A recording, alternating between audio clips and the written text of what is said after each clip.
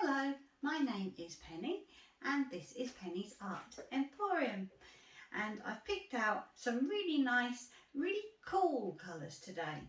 So I've got lots of lovely purples, some of them are metallic and some of them are iridescent, and I've also got very cool pinks as well, and some garnet and some berry and pink tourmaline. Those ones are deco art colours. And then I've got these lovely blues, and I've also got just some very cool bluey greens. I've got a nice sea green by Arteza, and I've got some other Arteza iridescent greens as well, pistachio and lime green. I've got Pabio iridescent blue green, blue topaz in deco art. So what I'd like to do is a nice sort of flowery painting like I like to do. I haven't used this colour palette before, so I think that'll be really interesting.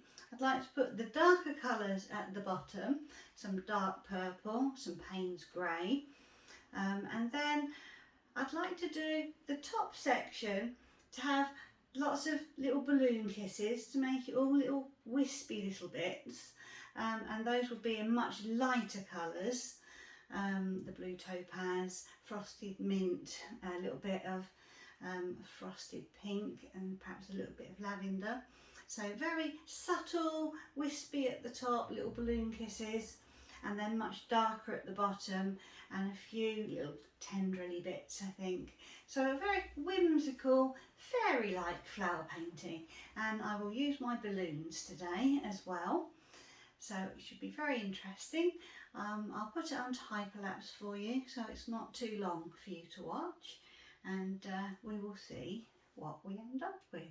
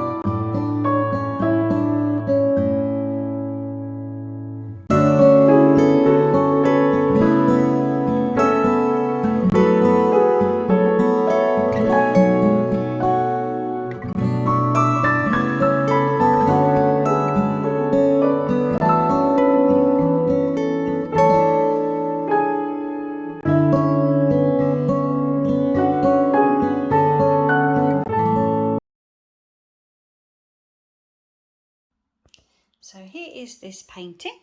It's had about an hour to dry now, and it's drying really nicely. I think it'll level out quite nicely as it dries. And you can see the idea. I wanted the darker colours at the bottom, nice and bright and colourful, and then nice wispy little bits towards the top and some negative space in there. So I shall bring you down for a close-up. So a lot of these colours are iridescent or metallic, so they should dry really nicely and catch the light, and all those colours have mixed together really nicely as well. And then this section here, I wanted it to go up either side just for a bit of detail really, and then those just lovely little wispy little bits in the middle there, and just some little dark flower like things here and there just to add some contrast. So the colours have come together nicely, and just a few little kind of wispy tendrily bits here and there. So I'm looking forward to that drying. I will of course let you see that when it is dry. And here is a selection of my different sized balloons. I found the smaller ones were better, and I made a tiny little one out of a finger of a glove there. It's gone a bit flat now. And then that little tray of paints. I just added just a tiny little bit of fluorescent pink. It is very small. Just there. There is a little bit in that particular flower and a tiny bit in that particular flower. So just very, very small amount. I don't think I put any on that side. I'm pretty sure I didn't. No. So yeah, just a very small amount. And then here are all my different coloured paints that I've used here. And all cool colours. Although they're pinks and you might think that would be warm, they're quite cool shades. And the garnet and the ruby in the deco art as well. Might be berry actually in the deco art. So I will let you see that when that is dry. Bye for now. So here is this painting. It's had about a week to dry. I like to leave these metallic and iridescent ones for a little while. I think it takes a while for them to dry and for that lovely shimmer to come through. And the colours I'm really happy with. They do look really nice together, and the way that the balloons have made such beautiful little patterns and all the reflective little bits to them. So this is the top area where it's very, very subtle and pastel and delicate with the colours and the negative space. And then as we come down the painting, the colours get a little bit darker. And again, you can see how the difference between some of the matte kind of finish paints and how the iridescent paints, how they just blend together to create these really interesting shapes and colours. And then the last section at the bottom is this lovely dark area. And again, how it catches the light and just looks really pretty, and how the balloons have just made some lovely little shapes in there, and how it all looks different depending on which angle you look at it from. So I'm very happy with it. I hope you enjoyed watching, and I'll see you again next time. Bye bye.